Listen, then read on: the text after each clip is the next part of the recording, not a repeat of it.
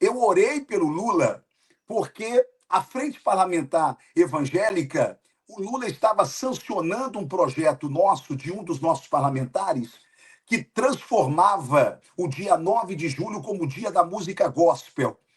Então, o presidente não pôde ir, o autor do projeto de lei, deputado Raimundo Santos, também não pôde ir, e eu fui. E quando o presidente sancionou, ele me chamou para estar ali ao lado dele, na foto. Eu fui, educadamente, sorri, porque eu sou uma pessoa feliz. E aí, nós tivemos uma música, um coral evangélico cantando. Quando o coral terminou de cantar, eu me lembrei que há 3 meses atrás desse evento, eu estava tomando banho no meu banheiro e Deus falou comigo que eu, Otone, eu ia orar pelo presidente da República. Comentei com a minha esposa, falei assim, olha, Deus falou comigo que eu ia orar pelo presidente. Não é pelo Lula. E tá, então não é pelo Lula. Estranho, achei que era coisa assim da minha cabeça. 3 meses depois, Mas por quando que, chegou. desculpa interromper, deputado, mas por que nesse momento o senhor pensou que não seria pelo Lula? Não, por quê? Porque eu achei que jamais o Lula daria espaço para que eu fosse orar por ele, até porque eu sempre fui um grande algoz, eu sempre fui alguém muito duro contra ele, como eu sou até hoje. Então, naquele momento, quando eu estava ali, quando o coral estava terminando de cantar, houve um silêncio. Ninguém pegava o microfone. Na hora, eu me lembrei do sonho. E aí eu pego o microfone, Marcos, e aí eu digo assim, presidente Lula, a igreja, quando se reúne, ela ora pelas autoridades. O senhor aceita uma oração? Ele disse, claro, deputado, eu aceito. Ele curvou a cabeça e eu orei por ele. Aí as pessoas começaram a me atacar porque eu estive lá orando por uma autoridade. Marco, Monique, embora eu sendo como deputado um crítico do presidente Lula, mas enquanto homem de Deus, enquanto pastor, eu tenho que orar pelas autoridades. É o que o pastor Silas Malafaia falou, que ele critica o Alexandre de Moraes, mas ele é obrigado a orar pelo Alexandre de Moraes. É o meu caso. Enquanto pastor, eu tenho que orar. E enquanto político, eu tenho o direito de criticar. É isso.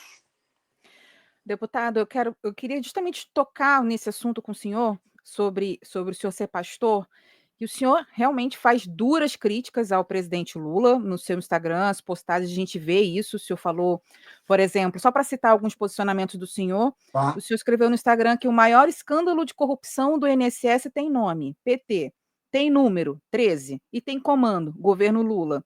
O senhor Isso. também disse que Lula foi soberbo ao dizer que a seca do sertão foi um plano de Deus para ele, dentre outras Isso. muitas críticas que o senhor realmente faz ao presidente. Mas como é para o senhor, e mesmo assim, em uma dessas postagens bem críticas, o senhor finaliza pedindo a Deus para abençoar o presidente Lula. Sim. Como é para o senhor essa dicotomia, pastor e deputado? Como o senhor acha que o eleitor enxerga essa sua postura? O que o senhor responde para Bem, quem não entende ou não concorda? olha, eu tenho consciência, Monique, Marco, que eu estou colocando o meu mandato em risco. Por quê? Porque as pessoas elas estão tão radicalizadas e a política entrou na igreja de uma forma tão radical, tão radical, que a igreja ela já não consegue mais discernir o que é ideologia humana e o que é evangelho e o que é Bíblia, não é? Nós acabamos construindo um bezerro de ouro dentro da igreja que foi uma espécie de adoração ao presidente Bolsonaro, que na verdade não é culpa do presidente Bolsonaro. Ele não é crente, ele não é evangélico, não é? Biblicamente falando, ele ainda não aceitou a Jesus, pelo menos ainda não manifestou a sua fé em Cristo Jesus, como nós, evangélicos, entendemos, tá certo? Ele é um amigo do evangelho. Mas nós acabamos depositando na figura do Bolsonaro uma fé que nós só podemos ter no Senhor Jesus. Quando o Bolsonaro perdeu as eleições, Eu me lembro que eu fiz uma viagem à cidade de Itaperuna, aqui no estado do Rio de Janeiro, e um presbítero chega para mim da Assembleia de Deus chorando e diz assim: Ottoni, pastor Ottoni, me diga o que será da igreja agora sem Bolsonaro no poder? Gente, quando eu ouvi o presbítero falando isso, o que será da igreja sem Bolsonaro no poder? Por mais que a gente respeite o presidente Bolsonaro, mas Lula no poder, Bolsonaro no poder, Ottoni no poder, não importa. Quem cuida da igreja e sempre cuidou foi o Senhor Jesus. Portanto, nós precisamos entender que, enquanto cidadãos que somos, eu posso criticar Lula, eu posso criticar o PT de uma forma séria, de uma forma contundente, mas como igreja eu tenho que abençoá-lo.